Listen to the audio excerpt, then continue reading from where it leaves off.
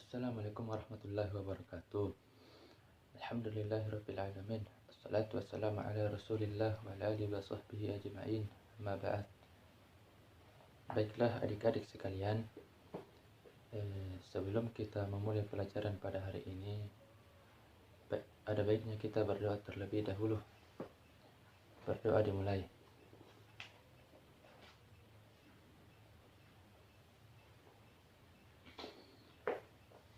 Baiklah, dalam pertemuan kali ini kita akan membahas materi tentang akidah akhlak, yakni pada pertemuan pertama yaitu kita membahas tentang apa itu akhlak, pengertian akhlak, sumber akhlak, ruang lingkup akhlak, kedudukan dan keistimewaan akhlak. Adapun pengertian akhlak secara etimologis, akhlak dalam bahasa Arab adalah bentuk jamak dari khuluq yang berarti budi pekerti, perangai, tingkah laku atau tabiat. Berakar dari kata khalaqa yang berarti menciptakan, seakar dengan kata khaliq atau pencipta, makhluk yang menciptakan, dan khalaq penciptaan. Sedangkan secara terminologis ada beberapa definisi tentang akhlak. Yang pertama, menurut Imam Al-Ghazali, akhlak adalah sifat yang tertanam dalam jiwa yang menimbulkan perbuatan-perbuatan dengan gampang dan mudah tanpa memerlukan pemikiran dan pertimbangan. Yang kedua, menurut Ibrahim Anis, akhlak adalah sifat yang tertanam dalam jiwa dan dengannya lahirlah macam-macam perbuatan baik atau buruk tanpa membutuhkan pemikiran dan pertimbangan. Yang ketiga, Abdul Karim Zaidan, akhlak adalah nilai-nilai dan sifat-sifat yang tertanam dalam jiwa yang dengan sorotan dan timbangannya seseorang dapat menilai perbuatan baik atau buruk untuk kemudian memilih melakukan atau meninggalkannya. Nah, ketiga definisi yang di atas sepakat menyatakan bahwa akhlak atau khuluq itu adalah sifat yang tertanam dalam jiwa manusia, sehingga akhlak ini tidak muncul karena pemikiran atau pertimbangan. Seperti itu, tidak memerlukan pertimbangan atau pemikiran, spontan bila mana diperlukan. Baik, yang kedua yaitu sumber akhlak. Nah, di sini yang dimaksud dengan sumber akhlak adalah yang menjadi ukuran baik dan buruk atau mulia dan tercela, sebagaimana keseluruhan ajaran Islam. Sumber akhlak adalah Al-Quran dan Sunnah.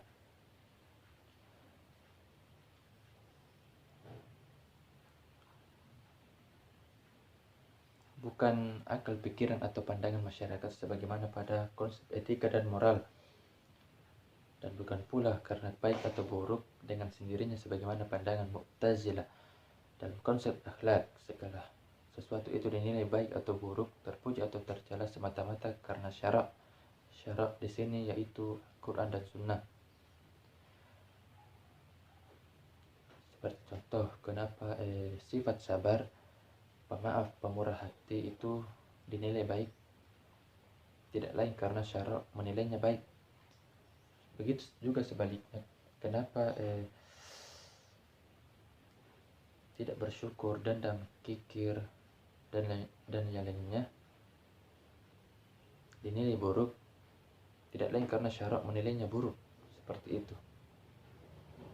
Nah, hati nurani atau fitrah manusia dalam bahasa Al-Quran yang mendapat menjadi ukuran baik dan buruk karena manusia diciptakan oleh Allah Subhanahu wa Ta'ala memiliki fitrah bertauhid, mengakui keesaannya sebagaimana disebutkan dalam Al-Quran surat Ar-Rum ayat 30. Nah, kita masuk di ruang lingkup akhlak. Di ruang lingkup akhlak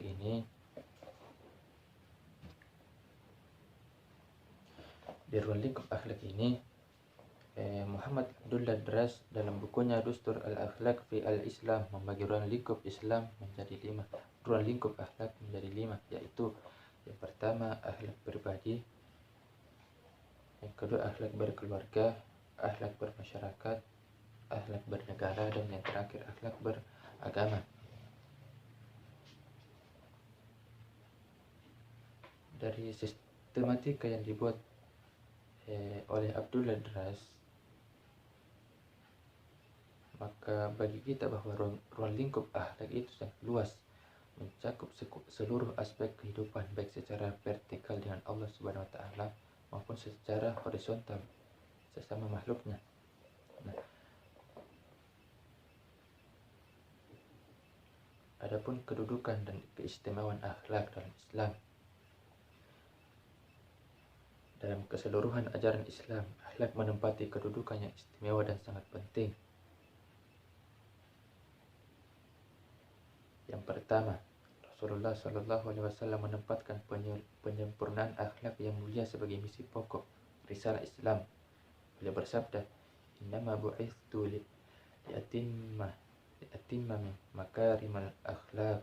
Sesungguhnya aku diutus untuk menyempurnakan akhlak yang mulia. Yang kedua, akhlak merupakan salah satu ajaran pokok agama Islam, sehingga Rasulullah Shallallahu Alaihi Wasallam pernah mendefinisikan agama itu dengan akhlak yang baik. Bagaimana beliau bersabda,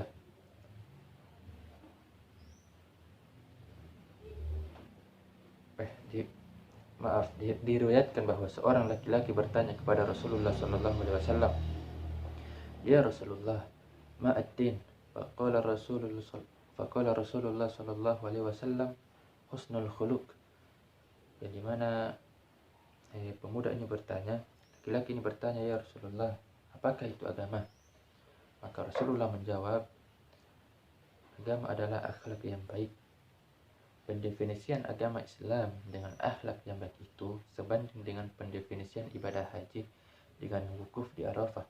Rasulullah Shallallahu Alaihi Wasallam menyebutkan haji adalah wukuf di Arafah, artinya tidak sah haji seorang tanpa wukuf di Arafah. Yang ketiga yaitu akhlak yang baik akan memberatkan timbangan kebaikan seseorang nanti pada hari kiamat. Sebagaimana beliau bersabda, Rasulullah Shallallahu Alaihi Wasallam bersabda, tidak ada satupun yang akan lebih memberatkan timbangan seorang hamba mukmin nanti pada hari kiamat selain dari akhlak yang baik.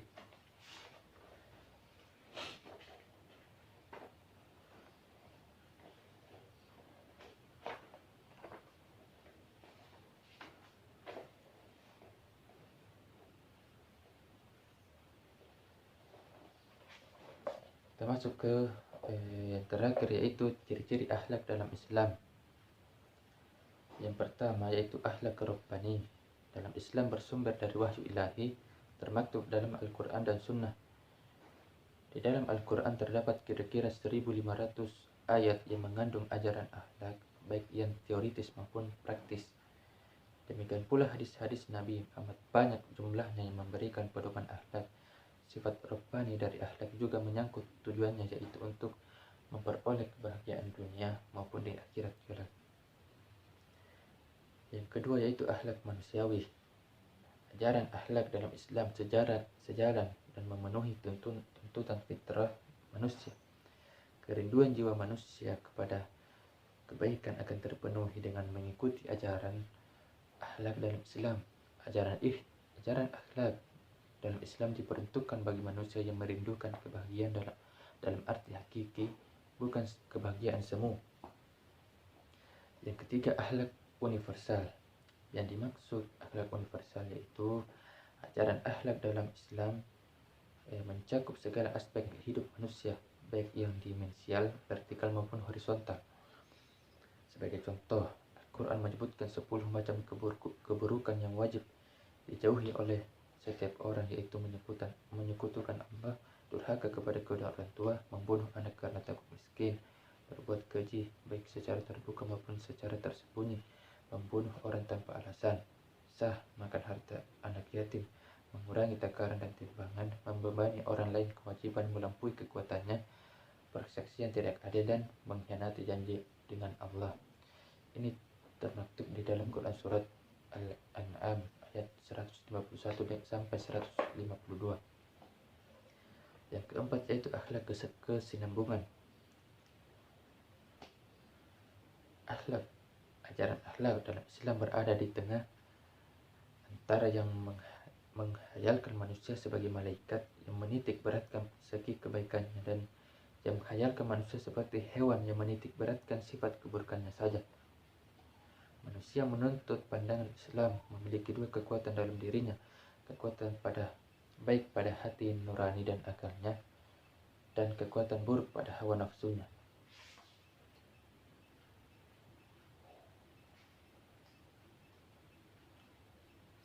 Bahkan memenuhi kebutuhan pribadi harus seimbang dengan memenuhi kewajiban terhadap masyarakat. Rasulullah SAW membenarkan ucapan Salman kepada Abu Darda,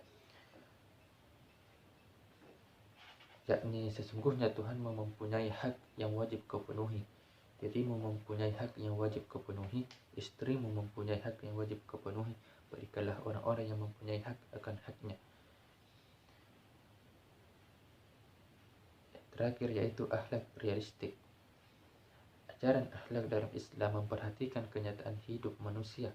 Meskipun manusia telah dinyatakan sebagai makhluk yang memiliki kelebihan dibanding makhluk-makhluk yang lain, tetapi manusia mempunyai kelemahan-kelemahan, memiliki kecenderungan manusiawi dan berbagai macam kebutuhan material dan spiritual.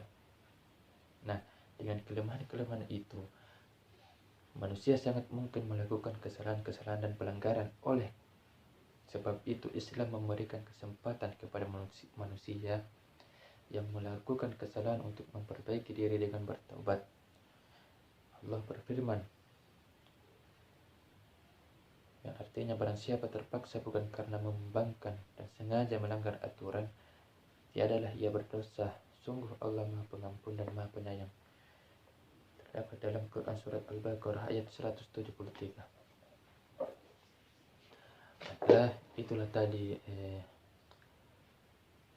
pertemuan pertama kita atau pertemuan materi kita pada hari ini. Kurang lebihnya mohon dimaafkan. Billahi fi sabilil haq fastabiqul khairat. Assalamualaikum warahmatullahi wabarakatuh.